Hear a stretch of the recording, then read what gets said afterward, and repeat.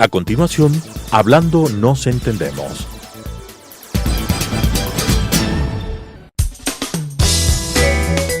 Clasificación A. Apto para todo público.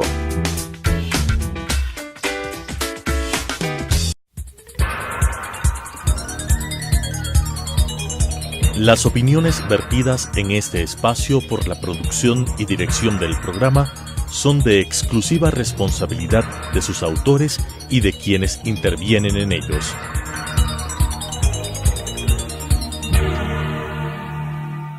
Telesucesos Canal 29 UHF presenta Hablando nos entendemos, un programa de la Academia Ecuatoriana de la Lengua con la conducción de Gonzalo Ortiz Crespo. Hablando nos entendemos. Amigos, bienvenidos al programa Hablando nos entendemos de la Academia Ecuatoriana de la Lengua. Esta es la 13ª entrega de este programa y como siempre tendremos noticias, algún consejo y como entrevistado nos honrará el maestro universitario, jurista, columnista de prensa y académico de la lengua, Dr. Fabián Corral. Arrancamos. Noticias de la lengua y la cultura. Entre las noticias de esta semana está una muy importante para los lectores jóvenes e infantiles. La 12ª Maratón del Cuento. Se va a llevar a cabo en el Centro Cultural Ichimbía desde este viernes y también el sábado y el domingo. O sea, viernes 18, sábado 19 y domingo 20 de mayo, como digo, en el Centro Cultural Ichimbía. Esto es organizado año por año por la Asociación Ecuatoriana del Libro Infantil y Juvenil, que se llama Girándula. Incluso su nombre es muy hermoso. Esta organización hace estos encuentros que son totalmente gratuitos, que es realmente, yo diría, el mayor evento, el mayor acontecimiento de promoción de la lectura para niños y jóvenes que hay en el país, y por supuesto en Quito. Cada maratón del libro infantil y juvenil atrae a miles de personas. El año pasado me decían que eran 40,000 personas que habían ido los 3 días, ¿no? ¿Y llegan para qué? Para escuchar narración de cuentos. Hay gente que está contando cuentos en voz alta, talleres de ilustración, de dibujo, presentaciones artísticas y también una feria de libros infantiles y juveniles. Varias de las editoriales que publican este tipo de libros van a estar presentes. Una interesante cosa que hay siempre allí es que estos encuentros tienen la presencia de los autores de literatura infantil y juvenil.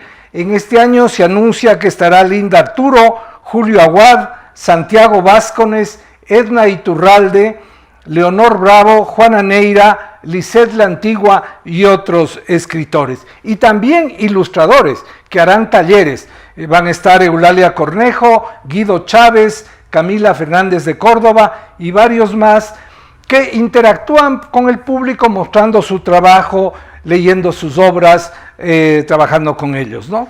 Así que ya saben, este viernes, sábado y domingo, desde las 10 de la mañana hasta las 8 de la noche, en el Centro Cultural Ichimbía, la 12ª Maratón del Cuento.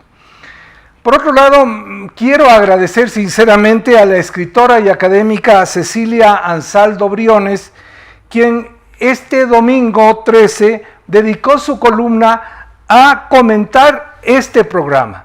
Así que Hablando nos entendemos, ya hace noticias y comentarios. Ella dice que este programa está cumpliendo su objetivo, que es sacar a la Academia Ecuatoriana de la Lengua a la calle y a las redes.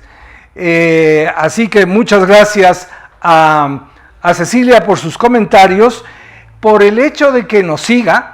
Fíjense que está ella viviendo en Guayaquil y sin embargo lo puede seguir porque como transmitimos por Facebook Live y también por YouTube se puede ver en todo lado. Comenta algunas de las cosas que hemos dicho, las noticias culturales, el entrevistado de la semana pasada que fue el doctor Fernando Miño. Gracias, Cecilia. En cuanto a libros, no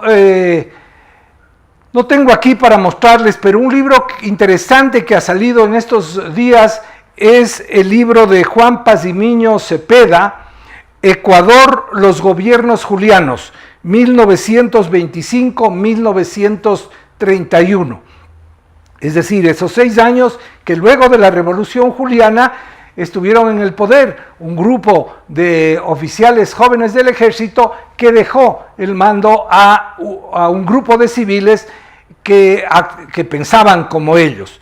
Este libro interesante y debe ser también polémico. Juan Pazimiño nunca nos deja tranquilos cuando propone sus cosas. Se enfoca en el nacimiento de la izquierda. Él dice que esa es la época en que nace la izquierda propiamente en el Ecuador, la izquierda política y tal vez económica. El libro ha sido publicado por las ediciones de la Pontificia Universidad Católica del Ecuador. Ojalá lo tengamos pronto. También esta semana que pasó hubo un acto interesante de lanzamiento de la segunda edición de las memorias del doctor Rodrigo Crespo Toral, Del estigma a la inclusión. Nombre muy interesante, Del estigma a la inclusión, porque su práctica profesional como médico y como administrador de la ciencia ha estado precisamente en iniciar el trabajo de inclusión de las personas con discapacidades. Por eso del estigma, como eran antes de estigmatizados, a la inclusión. Y eso envuelve sus memorias, que fue publicado precisamente el libro por la Universidad San Francisco de Quito. Ahora las ediciones en el Ecuador son de 500 ejemplares. Pues bien, los 500 ejemplares primeros que se hicieron de esta obra ya se han terminado y por eso se presentó la segunda edición. Ahora pasemos a temas de la lengua. La semana pasada comenté esto de que la academia ya había aceptado el término lideresa, una forma femenina de la palabra líder. Esta antes se usaba por la otra forma como hacemos el femenino de las profesiones en el español, el líder o la líder. Pero hubo tanta insistencia y se ha generalizado el uso, creo que sobre todo en América Latina, más que en España, que la Academia de la Lengua ha aceptado la palabra lideresa. Bueno, y esto nos lleva a decir que hay cantidad de profesiones que ahora las ejercen las mujeres. Antes no era el problema de la lengua porque las mujeres simplemente no salían de su casa, digamos, hace un siglo o hace un poco más de un siglo. No salían de su casa y no había profesiones para mujeres.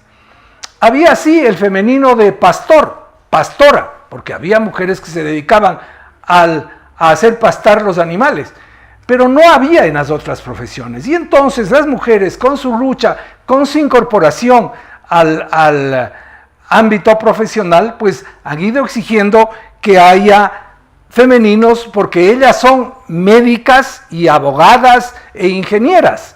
Y entonces obviamente allí se está haciendo el femenino con esa forma de añadir la letra A, que es una de las letras más importantes del español, porque precisamente con su adición cambia el género.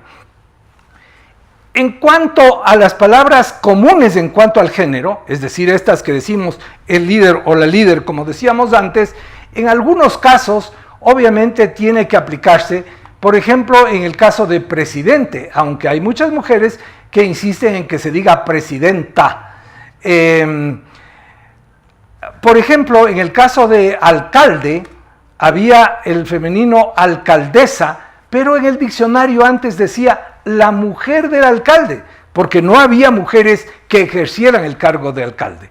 Ahora ya se aplica para las mujeres, no es la esposa de, sino la que ejerce ese cargo.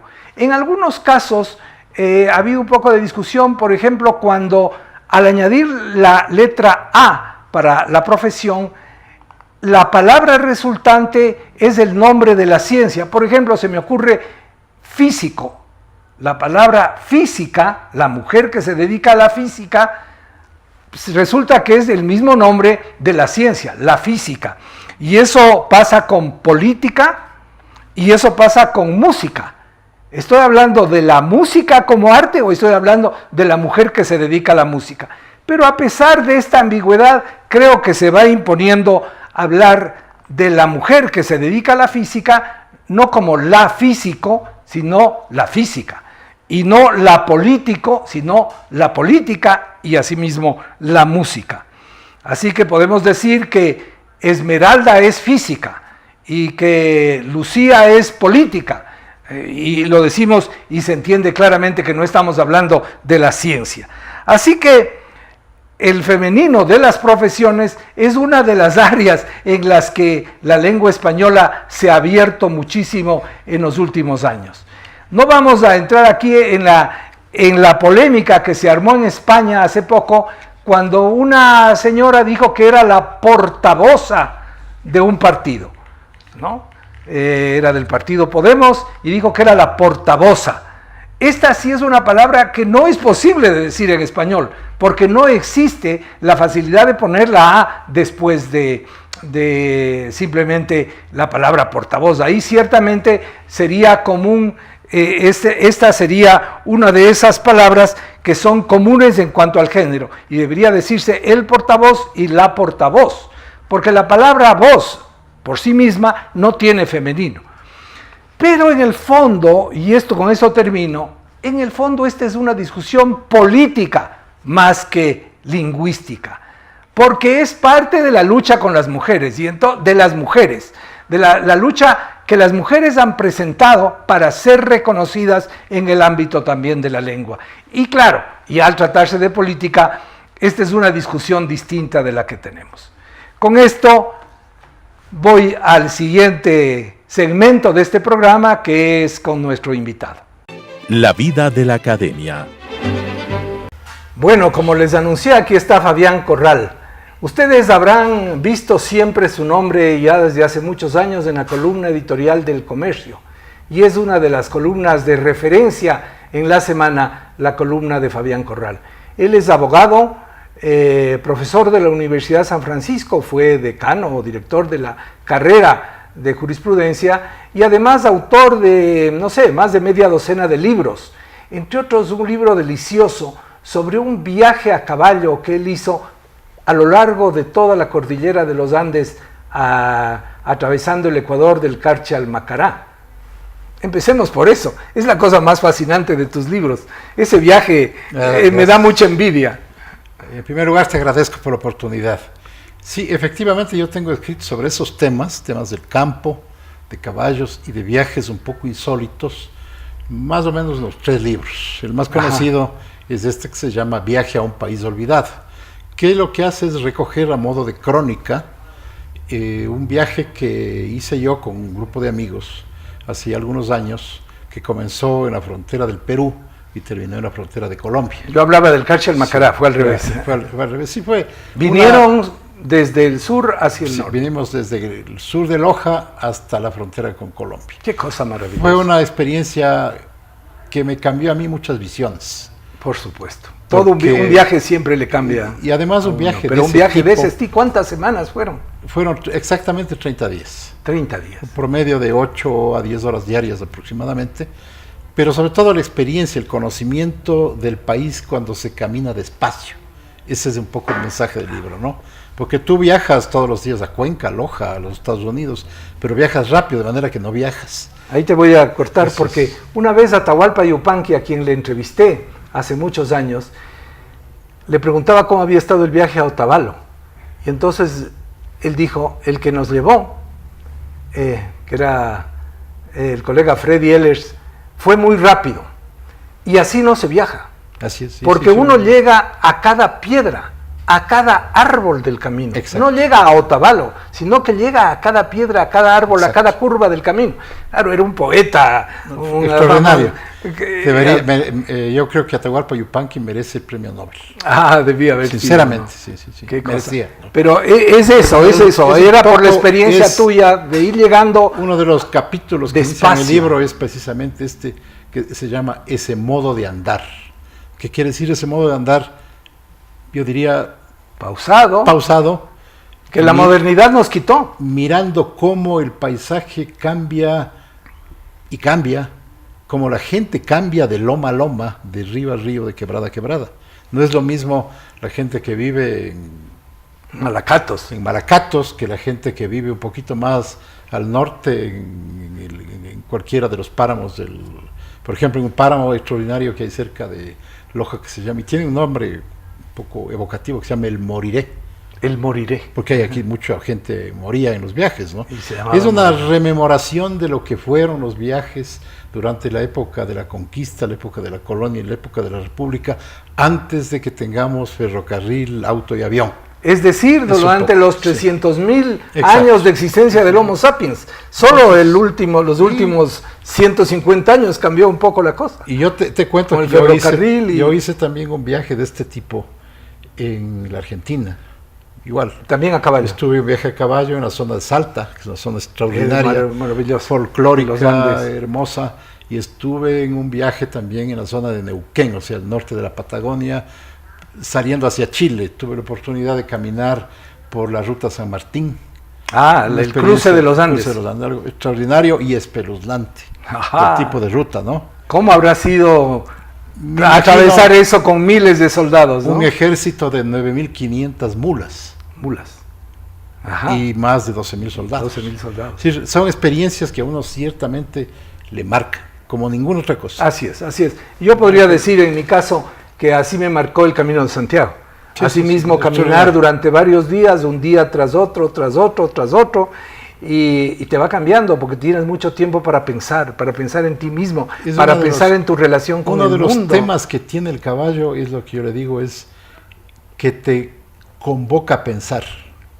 Sé que hay gente que hace a caballo esta ruta, me encontré, pero yo lo hice caminando, la del Camino del Santiago. Pues es fantástico. Pero yo te había invitado, qué pena que tenga que cortar esto, porque si no quiero dejar de hablar de la lengua como narración de tus viajes. También tienes un libro sobre las haciendas, sobre la historia del caballo, me parece, Sí, ¿no? sí, en América, sí, cómo no. Pero sobre todo porque eres un columnista y eres un abogado. Y entonces quería hablar un poco de la relación de la lengua con el derecho. El derecho es este avance de la civilización de fijar unas normas para la convivencia común. ¿Cómo relacionas tú la lengua con el derecho? Mira, es tal vez la función más polémica de la lengua. ¿Por qué digo polémica?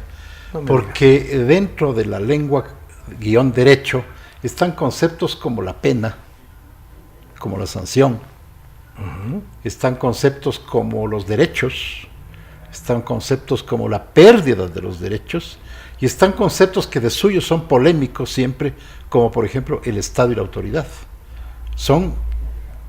Comienzan siendo palabras, ¿no es cierto? El Estado refiriéndome a la Ajá. entidad política organizada. Es una palabra en que el fondo es define un ente. Una palabra que tiene una enorme connotación en la vida. Una palabra que tiene una enorme significación, que igual es parte sustancial del derecho, es la palabra libertad.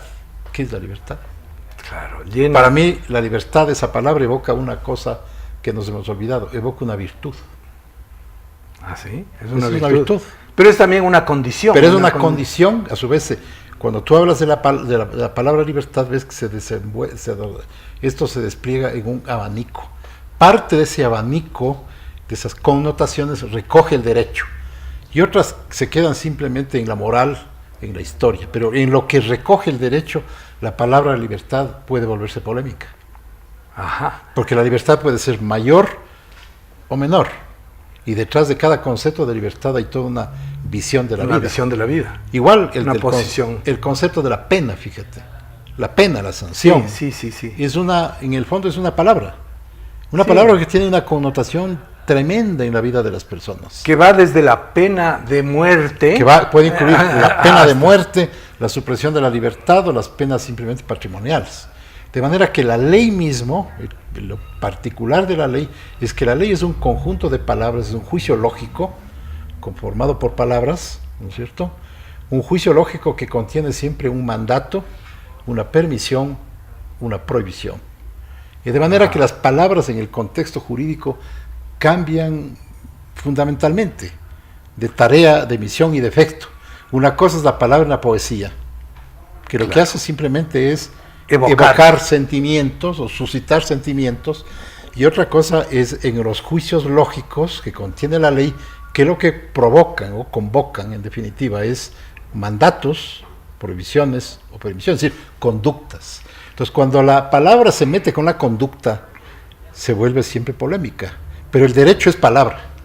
Es palabra, y me da la impresión, no sé, Fabián, que nos estamos llenando de palabras, que también los abogados y también la ley es cada vez más farragosa, más llena de párrafos. En mi trabajo de historiador, ahora estoy escribiendo sobre los años 40 del siglo XX, y encuentro que los decretos eran de una simplicidad y de una claridad, los decretos ejecutivos. Absolutamente. Un considerando, máximo 2 y 3 artículos, y se acababa. En cambio, hoy día, entre la exposición de motivos, los considerandos y demás, a la ley no llegamos sino en una página octava del documento o algo así, ¿no? Uno de los problemas es que se ha desnaturalizado la norma como norma de conducta, pero también se ha desnaturalizado el idioma de la ley.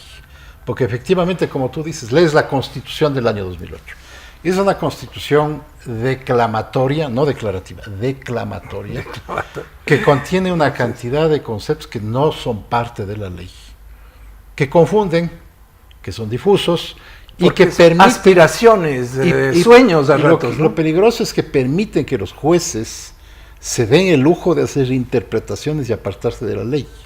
Claro. Cuando la la palabra no es precisa, categórica. Pues ha habido una desnaturalización de la función de la ley por el abuso del idioma, por la falta de propiedad y exactitud en la redacción, que como tú dices, una cosa es un texto escrito por Andrés Bello, por irnos un poco antes. Un poco antes, del siglo XIX. Un texto escrito en la época de Velasco Ibarra, por de Velasco Ibarra. O de Camilo Ponce, que eran grandes oradores, pero no reflejaban eso en unas leyes pero además floridas. Eran grandes juristas. Velasco Ibarra era un gran jurista. Estemos no de acuerdo con él. ¿No es cierto? Qué sé yo, Córdoba. Andrés de Córdoba era un gran jurista. Y Arroyo del Río. Gente que hace declamación de la política y que usa la declamación como propaganda y como acción política, obviamente se contamina la ley. Y la función de la palabra en la ley que debe ser una función de exactitud, porque la gente quiere que se regule su conducta o que se amparen sus derechos, pero con claridad, con exactitud y con una particularidad fundamental que ha perdido la ley ecuatoriana. Alguien decía que la ley es el poder sin pasión. Quiere decir que el poder, una vez valorado, equilibrado, se convierte en ley. Yo creo que también la ley, inclusive como palabra, debería ser el poder sin pasión. Pero en el Ecuador, la ley es el poder con pasión. De manera que esto es bien importante porque en definitiva el derecho, la ley, la norma, es palabra. Y debe ser palabra bien dicha y sobre todo con un contenido desapasionado, objetivo y claro. Los últimos códigos que se han dictado en el Ecuador, códigos procesales por ejemplo, son de una confusión admirable, si cabe la paradoja, son de una confusión admirable, un desorden impresionante. Entonces eso hace que realmente la función... Qué pena por el Ecuador y qué pena por el programa, porque tenemos que terminar, lamentablemente se nos ha volado. Ese es el punto, ¿no? Concisión. Hemos tratado de ser concisos aquí, pero eso es lo que le falta a nuestros cuerpos legales actualmente. Bueno, vamos a ser concisos, me tengo que despedir, háganme el favor de ser felices. Las opiniones vertidas en este espacio por la producción y dirección del programa son de exclusiva responsabilidad de sus autores y de quienes intervienen en ellos.